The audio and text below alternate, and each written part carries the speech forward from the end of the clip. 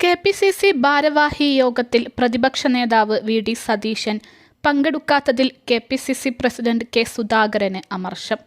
കഴിഞ്ഞ ദിവസമായിരുന്നു KPCC ഭാരവാഹികളുടെയും DCC അധ്യക്ഷന്മാരുടെയും യോഗം ഇന്ദിരാഭവനിൽ ചേർന്നത്. ഈ യോഗത്തിൽ പങ്കെടുക്കാനായി സതീശൻ എത്തുകയും ചെയ്തു. എന്നാൽ പങ്കെടുക്കാതെ പോയി.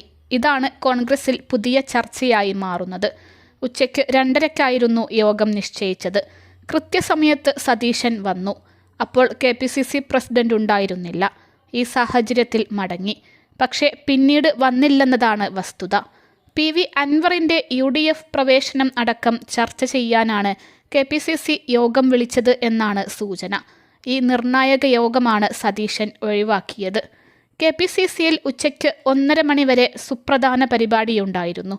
ഗാന്ധിജി കോൺഗ്രസ് അധ്യക്ഷനായതിൻ്റെ 100ാം വാർഷികം ആഘോഷിക്കുന്നതിനു വേണ്ടി കെ.പി.സി.സി ആസ്ഥാനത്ത് സംഘടിപ്പിച്ച പരിപാടിയായിരുന്നു അത്. പ്രവർത്തക സമിതി അംഗം എ.കെ. ആന്റണിയായിരുന്നു ഉദ്ഘാടനം. ഈ പരിപാടിയുടെ തിരക്ക് കഴിഞ്ഞ് സുധാകരൻ ഭക്ഷണം കഴിക്കാൻ ഇന്ദിരാഭവൻ വിട്ടു. 2:30-ക്ക് എത്തിയില്ല. ഈ സമയത്താണ് സതീശൻ എത്തിയത്. സുധാകരനെ കാത്തിരിക്കാൻ തയ്യാറാകാതെ സതീശൻ മടങ്ങിയെന്നതാണ് വസ്തുത.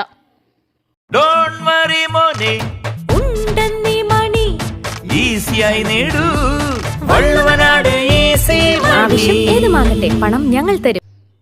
പ്രതിപക്ഷ നേതാവിന്റെ അസാന്നിധ്യത്തിൽ കെ.പി.സി.സി ഭാരവാഹി യോഗം തന്നെ അപ്രസക്തമായി. നിർണായക തീരുമാനങ്ങളൊന്നും എടുത്തതുമില്ല. ഈ സാഹചര്യത്തിലേക്ക് കാര്യങ്ങളെത്തിയതിലാണ് സുധാകരന് അമർഷം. കുറച്ചു സമയം പോലും കാത്തുനിൽക്കാതെ പ്രതിപക്ഷ നേതാവിന്റെ നടപടിയെ ഹൈക്കമാൻഡിന്റെ ശ്രദ്ധയിൽ കൊണ്ടുവരാനാണ് സുധാകരന്റെ തീരുമാനം.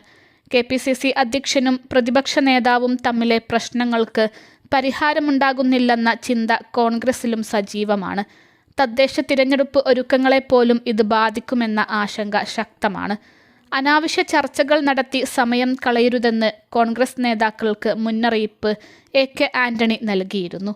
ഇപ്പോൾ കോൺഗ്രസിനുള്ളിൽ നടക്കുന്ന ചർച്ചകൾ അവസാനിപ്പിക്കണമെന്നും എടുത്തുചാട്ടം അപകടമാണെന്നും അദ്ദേഹം നേതാക്കൾക്ക് താക്കീത് നൽകി. ദേശീയ തലത്തിൽ ആർ.എസ്.എസിനെയും ബി.ജെ.പിയെയും നേരിടാൻ കോൺഗ്രസ് മാത്രം പോരാ. അത് മനസ്സിലാക്കിയാണ് ഇന്ത്യ മുന്നണി രൂപീകരിച്ചത്. എന്നാൽ കേരളത്തിൽ അങ്ങനെയല്ല. ഇവിടുത്തെ കാര്യങ്ങൾ തീരുമാനിക്കുന്നത് താനല്ല, കെ. സുധാകരനും കെ.പി.സി.സിയുമാണ്. തദ്ദേശ തെരഞ്ഞെടുപ്പിൽ വിജയം നേടാനാണ് ആദ്യം പരിശ്രമിക്കേണ്ടത്. അതിനിടയിൽ അനാവശ്യ ചർച്ചകൾ വേണ്ട. അനുഭവം പഠിപ്പിച്ചതാണ് പറയുന്നത്. ഇഷ്ടമുണ്ടെങ്കിൽ സ്വീകരിക്കാം, അല്ലെങ്കിൽ സ്വീകരിക്കാതിരിക്കാനും ആന്റണി പറഞ്ഞു. കെ. സുധാകരൻ ഉൾപ്പെടെയുള്ള നേതാക്കൾ വേദിയിലിരിക്കെയായിരുന്നു വിമർശനം. ഈ വിമർശനം കോൺഗ്രസ് നേതാക്കളിൽ ചലനം ഉണ്ടാക്കിയില്ലെന്നതാണ് കെ.പി.സി.സി യോഗവും തെളിയിക്കുന്നത്. ജയിൽ മോചിതനായ ശേഷം യു.ഡി.എഫ് മുന്നണി പ്രവേശനം സാധ്യമാക്കാനുള്ള നീക്കം അൻവർ ശക്തമാക്കിയിരുന്നു. യു.ഡി.എഫ് അധികാരത്തിൽ വരണമെന്ന് തുറന്നടിച്ച അൻവർ എല്ലാ യു.ഡി.എഫ് നേതാക്കളെയും കാണുമെന്നും തന്നെ വേണോ എന്ന് അവർ തീരുമാനിക്കട്ടെയെന്നും വ്യക്തമാക്കിയിരുന്നു. പ്രതിപക്ഷ നേതാവ് വി.ഡി. സതീശനുമായി ഫോണിൽ സംസാരിച്ചു. സതീശൻ അടക്കം എല്ലാ യു.ഡി.എഫ് നേതാക്കളെയും കാണും. ഇതിൻ്റെ ഭാഗമായി സാദിഖലി ശിഹാബ് തങ്ങളെ അൻവർ സന്ദർശിച്ചിരുന്നു. മറ്റ് യു.ഡി.എഫ് നേതാക്കളെയും നേരിട്ട് കാണാനാണ് അൻവറിൻ്റെ നീക്കം. യു.ഡി.എഫിൽ എനിക്ക് ഒരു സ്ഥാനവും വേണ്ടെന്നും ഒരു പ്രവർത്തകൻ ആയാൽ മതിയെന്നുമാണ് ഏറ്റവും ഒടുവിൽ അൻവറിൻ്റെ വാക്കുകൾ. മുന്നണി പ്രവേശനത്തിന് യു.ഡി.എഫിന് നേരിട്ട് കത്ത് നൽകുന്ന കാര്യം പിന്നീട് പരിഗണിക്കും. മരിച്ചു കൂടെ നിൽക്കും. തന്നെ വേണോ എന്ന് യു.ഡി.എഫ് പരിശോധിക്കട്ടെ എന്നായിരുന്നു പ്രതികരണം. ഈ വിഷയത്തിൽ അൻവറിനൊപ്പമല്ല സതീശൻ എന്ന വിലയിരുത്തലുകൾ സജീവമാണ്.